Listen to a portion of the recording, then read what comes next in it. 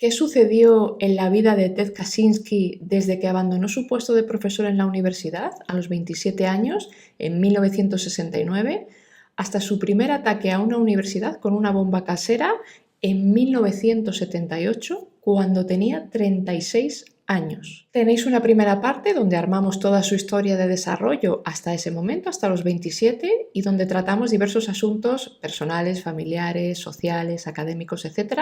Así que echadle un vistazo bien antes de ver este vídeo o bien después. Para este momento, en una de las cartas que Ted enviaba a sus padres, ya había señalado que la tecnología iba a ser un problema para la libertad y para la autonomía humanas, además de destrozar el medio ambiente. En el libro de David Kaczynski, su único hermano, podemos leer que Ted había renunciado a las matemáticas porque gran parte de la tecnología se basaba en ellas, pero Ted en sus manuscritos no dice eso, dice que él ya había decidido que no quería ser matemático y había estado dando clases ese tiempo para poder ahorrar lo suficiente como para vivir en la naturaleza de manera autónoma e independiente. David cuenta algo muy interesante que podemos enlazar con las dificultades de cognición social que ya mencionamos en la primera parte, cuando le comunicó a su madre que ese verano iban a viajar juntos por Canadá para buscar un terreno. La madre le dijo a David, y cito: "Creo que la decisión de Teddy no tiene que ver con la tecnología.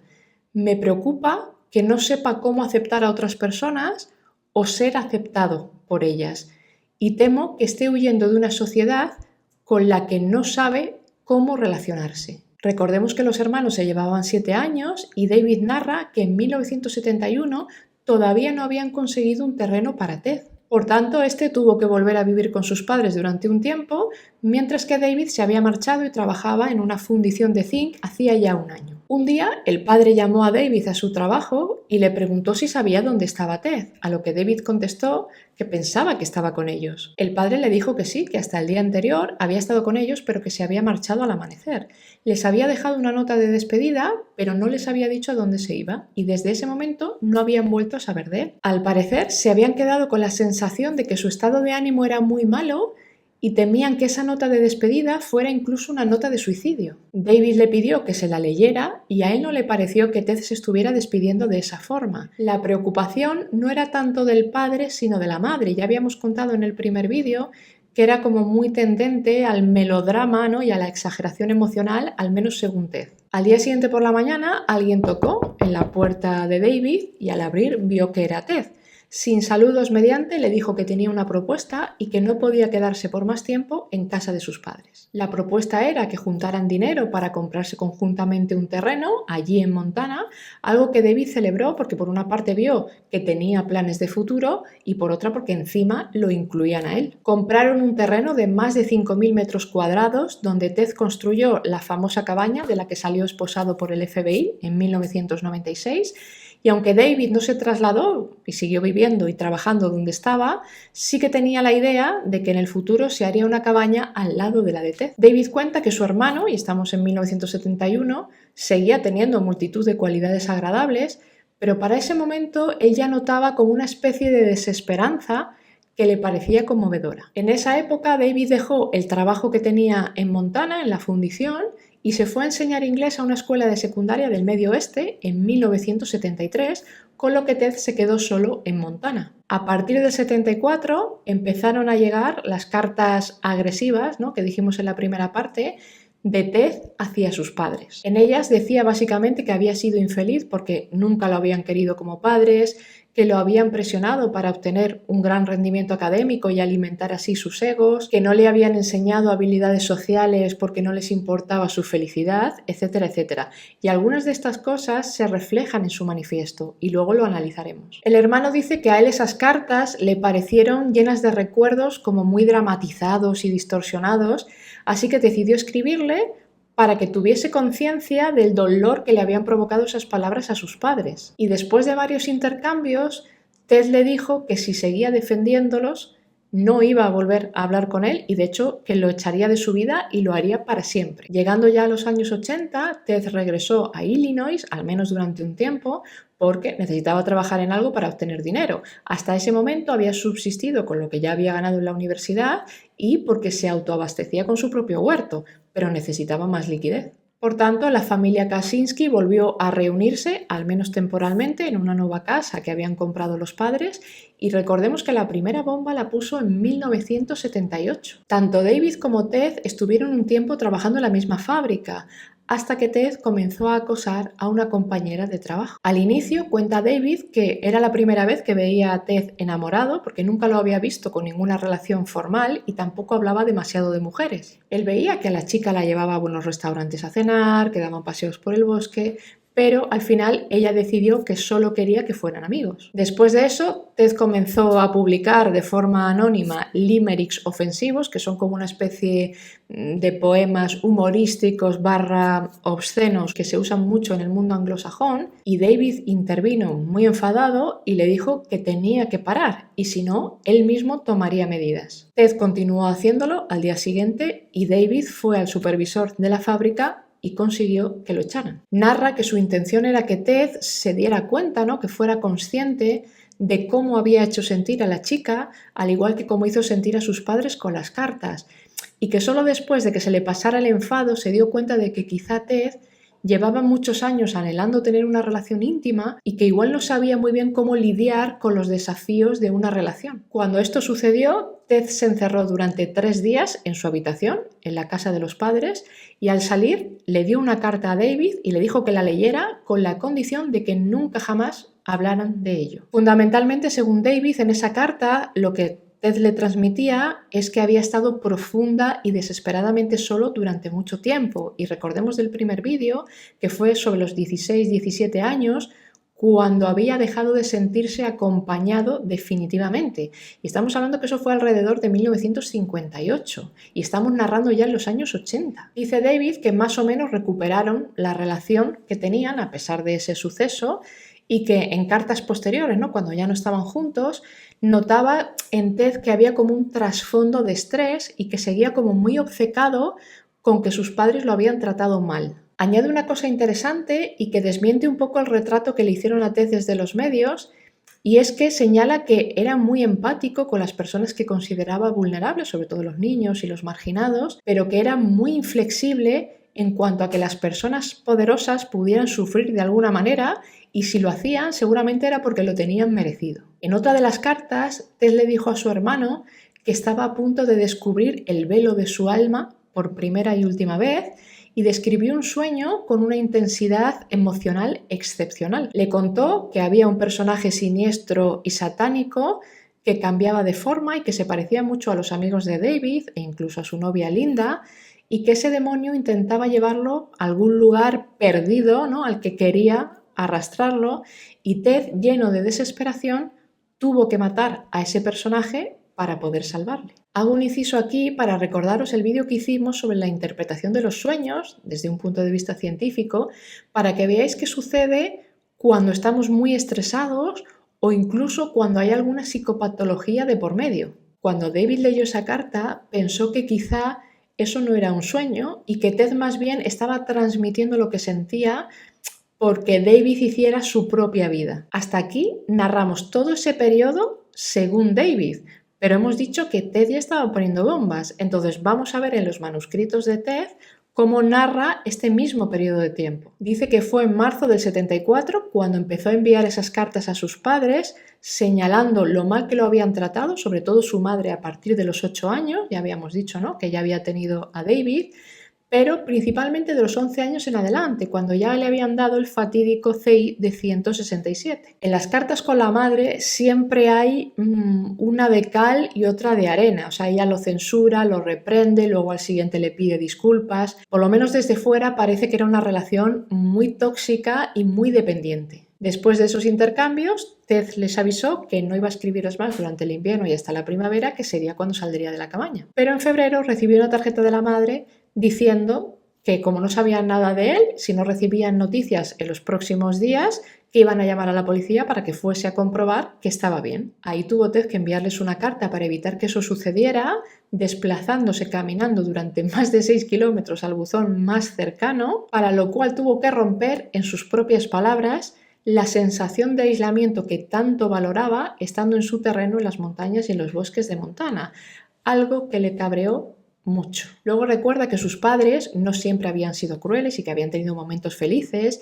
y que cuando la madre estaba de buen humor sí que era cálida y afectuosa con él. Y añade que si le hubieran pedido disculpas y reconocido lo mal que le trataron, probablemente les hubiera perdonado. Continuaron así por varios años y señala que hasta finales del 82 no le volvió a escribir otra carta. Hubo 3, en el 74, en el 77 y en el 82, de esas cartas cabreadas, enojadas, agresivas. Pero que tanto en esa como en cartas anteriores, lo único que había recibido por parte de la madre era una respuesta breve y fría. Claro, aquí volvemos un poco a la interpretación que hace uno del tono de las palabras en una carta, que nos pasa a día de hoy a nosotros en una pantalla, ¿no? Y sobre todo en redes sociales, que hay muchísimas confusiones. Tú no oyes el tono en el que se dicen las cosas, no ves la expresión y los gestos de la otra persona, y todo eso es pragmática y cognición social. Ted había visto a sus padres en junio de ese año y la carta hostil vino después, en octubre. Para la primavera, cuando ya estaban en 1983, les comunicó que cortaba relaciones con ellos. Tened en cuenta que los padres le hicieron una visita a Ted en el 80, en el 81 y en el 82. Desde el 78 al 82, al mismo tiempo que sucedían estas cosas a nivel familiar, Ted ya había enviado 7 bombas. En el 78 a la Universidad de Illinois, en el 79 a un vuelo de American Airlines, a mediados de los 80 al presidente de United Airlines, en octubre del 81 a la Universidad de Utah en Salt Lake City, en mayo del 82 a la Universidad de Vanderbilt y en julio del mismo año a su Universidad de California. Hasta aquí hubo pequeñas lesiones en distintas personas y ningún fallecido. Curiosamente, las visitas en junio y una en octubre de sus padres a la cabaña en Montana coinciden con varias de las bombas. En las que puso años después, sí es cierto que no había visitas de los padres por medio, pero sí mantenía correspondencia con su madre. A pesar de haber cortado relaciones, la madre le volvió a escribir en una Nochebuena de 1984 para reprocharle que no mandara ni una mísera nota en esas fechas y volviendo a sacar a colación la supuesta experiencia traumática de Ted en el hospital cuando era un bebé. Le dijo también que lo amaban, que las diferencias de opinión no suponían un rechazo, lo increpó por su satisfacción antinatural para hacerlo sufrir y le preguntó cómo podrían llegar a ser una familia normal. Eso fue en invierno del 84. Las siguientes bombas, muy seguidas en esta ocasión, en mayo, en junio, en noviembre y en diciembre de 1985. En la de diciembre se produce la primera muerte, el dueño de una tienda de ordenadores, en Sacramento. Igual vuelve a ser mera coincidencia, pero parece que en los periodos inmediatamente anteriores y posteriores a la visita de sus padres o a las cartas de ese tipo, se suceden varios de los ataques. Aquí comenta Ted, y cito, «Lo que me enfurecía repetidamente eran los intentos repetidos de mi madre por retratar mi resentimiento hacia ellos como el resultado de esa experiencia en el hospital, como si hubiera algo mal en mí y ellos no me hubieran tratado de la forma en que lo hicieron». A principios de 1986, alrededor de marzo, Ted escribió varias veces a su hermano David contando que no quería tener relación con sus padres y le daba toda una serie de argumentos, a lo que David respondió: «Aunque reconozco que papá y mamá desempeñaron su papel como padres contigo en muchos aspectos de manera muy estúpida y muy pobre, sin embargo, para mí fueron buenos padres». Le dice que sí que recuerda algunos episodios donde le habían dicho a Ted que lo echarían de casa, pero que los padres estaban arrepentidos. Y reconoce que sus quejas eran reales porque él había intentado hacer memoria y había recordado algunas escenas que eran muy dolorosas, pero que también había habido momentos buenos y que eso Ted no siempre lo reconocía y que era muy duro si cerraba su corazón al perdón en el caso de que algún día llegaran las disculpas. Ted reconoce en sus manuscritos que la carta de su hermano era bien intencionada y conciliadora, pero que aún así le hizo enfadar muchísimo porque se veía solo en que alguien más entendiera todo lo que había sufrido. Por esas mismas fechas, el padre le envió a Ted una nota en la que decía que los últimos años habían sido muy dolorosos, que no entendían el rechazo hacia ellos, que sentían que era injusto, que era innecesario y que como mínimo mostraba una falta de comprensión, de tolerancia e incluso de sentido de familia. En abril, Ted le escribió al hermano contándole lo de la nota del padre y la siguiente bomba sería en febrero del 87. Ahí dejó gravemente herido al hijo del propietario de una tienda de ordenadores en Salt Lake City y fue en esta ocasión cuando un empleado lo vio dejando el paquete y de ahí salió su famoso retrato robot.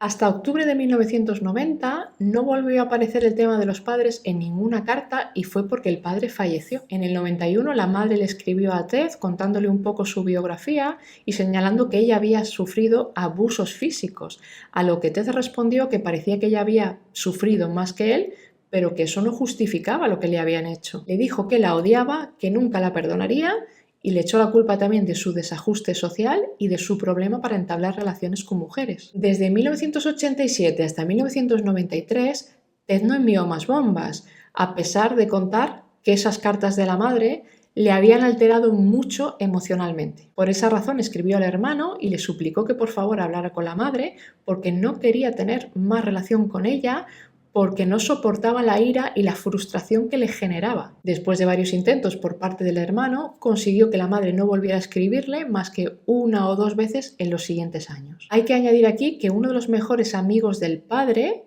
cuyo testimonio recogieron los investigadores para el juicio, corroboró la historia de Ted sobre el maltrato de sus padres. En junio del 93 puso 2 bombas más, la primera a un genetista de la Universidad de California, que resultó herido, y a un prominente científico de ordenadores de la Universidad de Yale, que perdió varios dedos en la explosión del paquete. Las 2 últimas serían en diciembre de 1994, donde falleció un ejecutivo de publicidad al que envió la bomba a su casa de New Jersey, y en abril del 95, donde murió también el presidente de la Asociación Forestal de California en su oficina de Sacramento. Ahora bien, ¿cómo llegó Ted Kaczynski a la idea o a la conclusión de que debía atentar contra universidades, aerolíneas, tiendas de ordenadores o científicos? La publicación del manifiesto fue en junio de 1995 y su última bomba hemos dicho que fue en abril y no volvió a poner más, como había prometido que haría si le publicaban el manifiesto, hasta que lo detuvieron en 1996. Si nos vamos a su famoso manifiesto, podemos ver que este comienza de la siguiente manera y cito: «La revolución industrial y sus consecuencias han sido un desastre para la raza humana. Ha aumentado enormemente la expectativa de vida en aquellos que vivimos en países avanzados, pero ha desestabilizado la sociedad, ha sometido a los seres humanos a indignidades, ha conducido a extender el sufrimiento psicológico y el sufrimiento físico en los países menos desarrollados y ha infligido un daño severo en la naturaleza. El continuo desarrollo de la tecnología empeorará la situación. Posiblemente conducirá a un gran colapso social y a un sufrimiento psicológico y puede que conduzca incluso hasta un sufrimiento físico en esos países avanzados». Durante varios capítulos habla de la necesidad del ser humano por el poder y de lo que él llama el proceso de poder, que estaría constituido por 4 elementos: tener una finalidad, esforzarse para ello, conseguir dicha finalidad y tener autonomía. Pone un ejemplo sobre los grandes aristócratas, distinguiendo entre los que son luchadores y que se esfuerzan y los ociosos que acaban convirtiéndose en personas hedonistas y sin motivación, haciendo hincapié en la absoluta necesidad de tener una o varias finalidades hacia las que ejercitar dicho poder. Con esto trata de explicar que para eludir problemas psicológicos serios, el ser humano necesita finalidades que conlleven un esfuerzo y además debe tener un éxito razonable consiguiéndolas. Antiguamente esto se lograba con el simple hecho de tener que sobrevivir gracias a tu ingenio y gracias al trabajo de tus manos, pero en tiempos modernos ya no es así. ¿Se ve por dónde va en relación con la tecnología? Habla también de las actividades sustitutorias de esto que se crean de manera artificial, normalmente por terceros, para que los seres humanos pongan esa misma energía y ese mismo compromiso emocional que hubieran puesto en épocas anteriores para buscar satisfacer sus necesidades vitales. Y lanza una pregunta para enseñar a identificar cuándo estamos ante una actividad sustitutoria. Si tuvieras que dedicar la mayor parte de tu tiempo y energía a satisfacer tus necesidades biológicas, poniendo al servicio de esto todas tus habilidades físicas y mentales, y no consiguieras satisfacerlas, ¿sentirías que has sido privado de dichas necesidades? Si la respuesta es no, entonces la finalidad que persigues es una actividad sustitutoria. Es decir, que si aquello que persigues, ¿no?, y en aquello que estás poniendo esa energía y ese compromiso emocional no es realmente una necesidad básica del ser humano, eso que persigues lo estás utilizando de alguna manera como sustituto para llenar un vacío. Es una actividad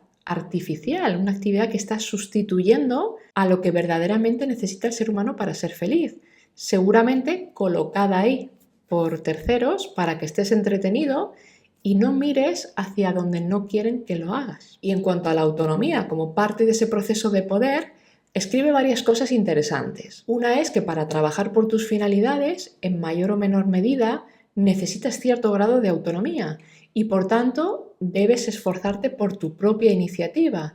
Y dicho esfuerzo tiene que estar bajo tu dirección y tu control. Y continúa narrando que lo que sucede es que muchas personas no quieren tomar sus propias decisiones y menos aún en lo que respecta a problemas difíciles, porque eso supone encarar ciertos conflictos psicológicos. Y esas personas son seguidoras, nunca son jefes ni son líderes, pero aún así quieren participar en la toma de decisiones. Ted señala que la falta de oportunidad para experimentar propiamente ese proceso de poder en tiempos modernos es el origen de los problemas más acuciantes que tenemos. En el capítulo 9 escribe que los seres humanos tenemos una serie de impulsos que bien pueden ser satisfechos por un mínimo esfuerzo, otros en los que necesitamos mucho esfuerzo para conseguirlo y aquellos en los que aunque te esfuerces no vas a conseguir satisfacerlos. Cuanto más haya dentro de este tercer grupo, más sentimientos de frustración, de cólera, de derrotismo, de depresión, etc. En la sociedad moderna, según él, los impulsos naturales del ser humano se desplazan bien al primer grupo o al tercero, y el segundo, que es el que tiene que ver con ese esfuerzo para satisfacer nuestras finalidades dentro de nuestro proceso de poder, se basan cada vez más en impulsos creados artificialmente por grandes campañas de marketing, tanto para venderte productos y servicios como para venderte ideas en cuestiones políticas. En el vídeo sobre la película de Barbie ya hablamos de distintas estrategias que se utilizan en marketing para persuadirte a comprar determinados productos o ideas. En su manifiesto, Ted se burla de aquellas personas que están contentas con la servidumbre, las que no sienten la necesidad de esforzarse por no tener ningún objetivo o no tener finalidades en la vida y por tanto tienen poca necesidad de atravesar ese proceso de poder. Y narra que incluso algunas satisfacen esa necesidad de manera inconsciente, identificándose con una organización poderosa o con un movimiento de masas en el que van a adoptar las finalidades del grupo como si fueran propias y entonces sí trabajarán por ellas. Cuando esa masa consigue alguna finalidad, por poco que haya aportado a la persona a nivel individual, sentirá como si hubiera atravesado el proceso de poder. Y cuenta cómo ese fenómeno ha sido explotado a lo largo de la historia, tanto por los fascistas como por los comunistas, algo de lo que ya nos hicimos eco en el vídeo sobre la propaganda política y la persuasión ideológica, porque además está recogido en distintos libros e investigaciones. En el capítulo 11 recalca que tanto la ciencia como la tecnología son los ejemplos más importantes de actividades sustitutorias. Es decir, que muchas personas las realizan o las utilizan no porque realmente tengan necesidad de hacerlo, sino porque esas actividades están reemplazando de alguna manera la necesidad de esforzarse por satisfacer necesidades básicas. Por ejemplo, señala que los científicos a menudo trabajan en temas muy especializados que no interesan a la mayoría de las personas y ni siquiera a otros especialistas en otra materia. Y esto es porque para cada uno su campo de estudio es una actividad sustitutoria. Y esto me hace preguntarme si para mí la psicología sería mi actividad sustitutoria. Si tuviéramos que esforzarnos por conseguir las necesidades básicas, comida, agua, refugio, poniendo en marcha todas nuestras habilidades físicas y cognitivas, ¿nos importaría tanto la investigación científica o aquello en lo que tengamos puesto esa energía y ese compromiso emocional que decíamos? En el capítulo 12 explica que la libertad implica atravesar el proceso de poder, pero con necesidades reales, no artificiales, y sin interferencias, manipulaciones o supervisión de nadie y mucho menos de una gran organización. Dice que la libertad significa control, tanto a nivel individual como dentro de un pequeño grupo, de esos problemas de la vida y de la muerte, de la existencia de cada uno, ¿no? El vestirse, el comer, el poder tener un techo y poder defenderse contra cualquier temor que tengamos en nuestro medio. Libertad significa tener poder, pero no poder de controlar a la gente, sino el poder de controlar tu propia vida. Uno no tiene libertad si otro, especialmente una gran organización, tiene poder sobre ti y no importa la benevolencia, la tolerancia o la permisividad con que ese poder pueda ser ejercido. Es importante no confundir libertad con permisividad. Y recuerdo que tenéis un vídeo sobre libertad de expresión y de pensamiento que os puede resultar interesante. También dice que la mayoría cree que vivimos en libertad porque tenemos un cierto número de derechos constitucionalmente garantizados, pero que esto no es tan importante como parece, porque el grado de libertad personal que existe en una sociedad está más determinado por la estructura económica y tecnológica que por sus leyes o por su forma de gobierno. La libertad está en parte restringida por el control psicológico del que la gente no es consciente y además muchas ideas de lo que constituye la libertad son gobernadas más por la convención social que por sus necesidades reales. Y habla de cómo pagamos un precio psicológico por tener un fuerte nivel de socialización. En el capítulo 14 señala que reformar el sistema tecnológico industrial sería desesperadamente difícil porque todo está tan intrincado que se alteraría la organización de toda nuestra sociedad y cualquier tentativa de reforma sería demasiado suave como para ser efectiva. Por tanto, y cito, cambios permanentes en favor de la libertad pueden atraerse solo por personas preparadas para aceptar alteraciones radicales, peligrosas e impredecibles de todo el sistema. En otras palabras, llevadas a cabo por revolucionarios, no por reformistas. Este parece ser un punto clave que explicaría el porqué de sus acciones, a lo que añade: parece improbable que se pueda encontrar alguna forma de cambio social para reconciliar la libertad con la tecnología moderna y con ello la regulación de nuestras vidas por parte, sobre todo de grandes organizaciones, es necesaria para el funcionamiento de esta sociedad tecnológico-industrial. El resultado va a ser un sentimiento de impotencia en el ciudadano medio y añade una cosa muy interesante, que es que quizá las regulaciones formales tiendan a ser reemplazadas por herramientas psicológicas que nos hagan querer hacer lo que el sistema requiere de nosotros y que para esto van a utilizar toda la propaganda que puedan, técnicas educacionales, programas de salud mental, etc. Y diría que esto es una alusión a los experimentos que hicieron con los estudiantes más brillantes en la Universidad de California, incluido él. Este manifiesto se publicó, repito, en 1995. ¿Cómo lo veis con ojos de 2024 para 2025 y con la Agenda 2030 pululando por el horizonte? Dice Ted también que en cualquier sociedad tecnológicamente avanzada, la suerte de las personas depende de decisiones en las que ellas no pueden influir en gran medida. Una sociedad tecnológica no se puede romper en comunidades pequeñas y autónomas porque la producción depende de la cooperación, ¿no?, de un gran número de personas y de máquinas, como en una cadena. En otro vídeo mencioné que precisamente las pequeñas comunidades cohesionadas son un gran factor protector de la salud mental. No un sistema urbano gigante donde casi todo el mundo es anónimo, donde te mueres mañana y nadie te va a hacer ni caso,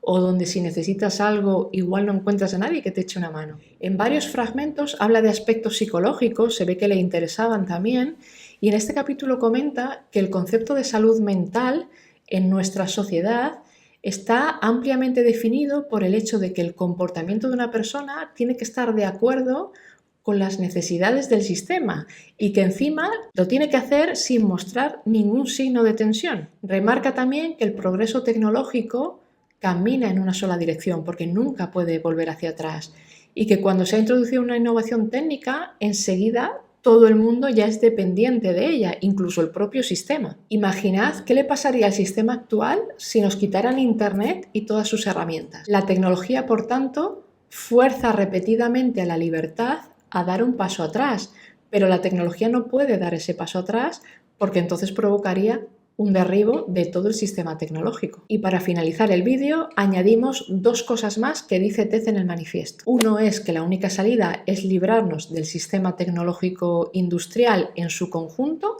para lo cual tiene que haber una revolución, no necesariamente armada, pero sí un cambio radical y fundamental en la naturaleza de nuestra sociedad. Y dos, que durante las próximas décadas el sistema tecnológico industrial va a experimentar una severa cuota de tensión en problemas económicos y ambientales y especialmente en problemas de comportamiento humano con sentimientos de alienación, de rebelión, de hostilidad, una variedad de dificultades sociales y psicológicas, etcétera, etcétera. Y recalca que espera que la tensión que probablemente va a atravesar este sistema va a causar un colapso o al menos lo va a debilitar lo suficiente como para que ocurra una revolución y además tenga éxito. Entonces, en ese momento particular, la aspiración por la libertad será más poderosa que la tecnología.